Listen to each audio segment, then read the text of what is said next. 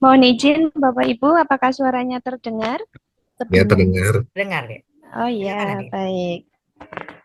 Baik, perkenalkan, eh, ya sebelumnya yang saya hormati Bapak Guru Ibu Nur Widyasari, kemudian Ibu Sri Penny, mohon izin. Perkenalkan nama saya Mustafi Datunihaya, biasa dipanggil Vida.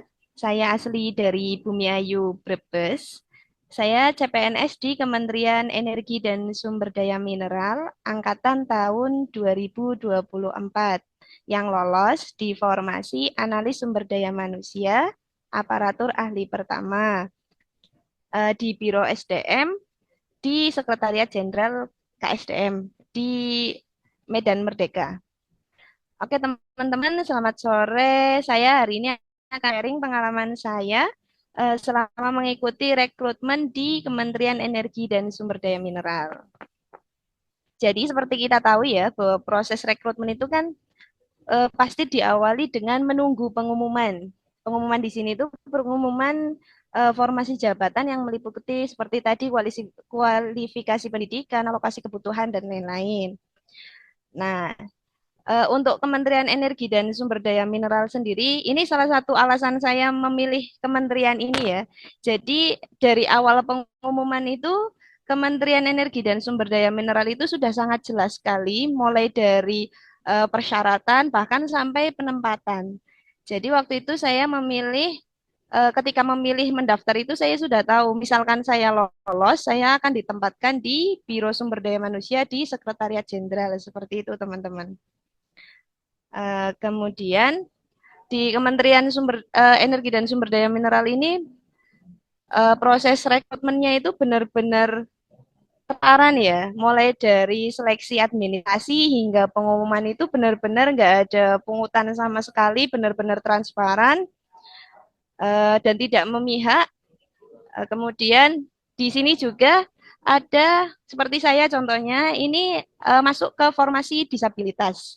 Jadi di Kementerian Energi dan Sumber Daya Mineral itu ada formasi umum, ada juga seperti tadi formasi disabilitas. Nah, kebetulan saya masuk ke disabilitas sensorik netra. Untuk disabilitas sendiri itu ada persyaratan lain seperti membuat surat keterangan dokter yang menyatakan berapa derajat disabilitasnya seperti itu, teman-teman. Kemudian untuk persyaratan sendiri di KSDM itu sangat simpel ya, teman-teman. Jadi benar-benar persyaratan umum. Jadi seperti ijazah, transkrip nilai, kemudian kartu tanda penduduk jelas, kemudian tadi seperti yang tadi disebutkan ada tes TOEFL. Jadi untuk teman yang misalkan ingin kedepannya mendaftar di KSDM, eh, saya sarankan untuk menyiapkan tes TOEFL gitu. Jadi nggak dadakan, nggak kayak tahu bulat gitu ya, dadakan digoreng gitu, nggak. Jadi kalian itu harus dari awal itu harus sudah prepare untuk tadi tes TOEFL karena kan ada tes TOEFL yang nggak langsung keluar gitu loh, nggak harus menunggu sekitar 2 mingguan baru keluar. Jadi mending disiapkan dari jauh-jauh hari. Kemudian kayak pengalaman kemarin itu submit pendaftaran itu jangan di akhir-akhir teman-teman. Jadi kalau misalkan memang sudah yakin, itu dari awal kalian sudah submit aja di SSCASN gitu ya. Soalnya ketika di akhir itu kadang servernya itu down karena kan saking banyaknya orang berlomba-lomba gitu kan untuk submit itu kadang server itu down. Jadi buat teman-teman buat prepare ya dari jauh-jauh hari itu eh, kalau memang sudah ya udah submit aja dari awal gitu loh, nggak tidak perlu menunggu untuk hari terakhir baru submit. Kemudian lanjut ya, setelah seleksi administrasi itu nanti ada seleksi ada pasca sanggah dulu, ada sanggah prasanggah dulu. Jadi ketika keluar seleksi administrasi, keluar pengumumnya itu ada prasanggah. Jadi ketika dirasa teman-teman loh, padahal aku administrasinya sudah lengkap loh, sudah sesuai loh. Kenapa kok eh, tidak di mohon maaf, kenapa kok tidak diloloskan gitu? Kalian bisa menyanggah. Kemudian setelah ada prasanggah, ke prasangga, kemudian ada pascasangga. Setelah itu ada SKD, kemudian ada SKB, dan selanjutnya akan disambung oleh teman saya, Mbak Hilda ya, teman-teman. Oke, terima kasih atas waktunya. Selamat sore semuanya. Perkenalkan, nama saya Hilda Solehatu Dunia Sama dari Paham Hilda.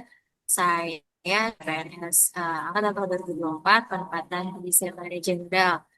Sebelumnya tadi kan Mbak Vida sudah menjelaskan ya kalau memang prosesnya tadi sampai SKB ya Mbak ya. Itu ada tiga tadi yang sudah disebutkan oleh Pak Guru, ada SKB Chat, ada psikotes, dan ada wawancara. Kebetulan untuk tahun 2024 sebenarnya ada satu proses di mana teman-teman yang sudah lolos dari SKD dan harus menjalankan SKB itu diwajibkan untuk lolos, salah satunya lolos psikotes. Karena memang hasil dari psikotes sendiri nantinya ada pengumumannya, biasanya direkomendasikan atau tidak direkomendasikan. Kalau direkomendasikan nilainya, maka teman-teman eh, tidak bisa menjalani proses seleksi wawancara, di mana sebenarnya dua hal ini adalah satu kesatuan dengan SKB Chat sendiri, seperti itu. Jadi setelah ada psikotes, kalau tahun lalu memang timelinenya psikotes dulu, baru kita SKB Chat, dan baru ada wawancara. Jadi yang ikut TOA itu yang memang sudah bisa dipastikan bahwa psikotesnya itu memang direkomendasikan seperti itu. Setelah SKB-nya selesai, baru kita menunggu pengumuman akhir. Dan di pengumuman akhir ini, teman-teman juga bisa menyanggah kalau misalnya memang sekiranya dirasa ada ketidaksesuaian dengan yang dilaksanakan. Karena kan terutama kalau SKB chat itu yang ini kan real time ya. Jadi ketika kita mengerjakan, kalau hasil langsung keluar, biasanya teman-teman CPNS itu mereka keep sendiri nilainya. Kemarin SKB-nya berapa nih kayak gitu. Sebagai bukti gitu. Bahwa bisa jadi kan ada ketidaksesuaian seperti itu. Nanti setelah proses SKB-nya, setelah pengumumannya pengumuman kesepakatan sanggah, lalu ada pengumuman akhir. Dari situ teman-teman diminta untuk apa namanya membuat dokumen-dokumen yang diminta seperti surat keterangan jasmani, sehat jasmani dan rohani, terus juga ada nafza, dan juga pembuatan SKCK. Seperti itu sih. Biasanya memang kemarin kita dikasih waktunya juga nggak terlalu lama ya, sekitar 3 minggu lah gitu. Jadi memang uh, mungkin akan agak challenging buat teman-teman ya. Pasti saya juga pasti CPNS juga ada yang posisinya sudah bekerja juga terutama. Jadi memang harus pandai-pandai juga untuk mengatur waktu, harus dokumen-dokumen seperti itu. Uh, Mungkin seperti itu sih kalau dari saya ya.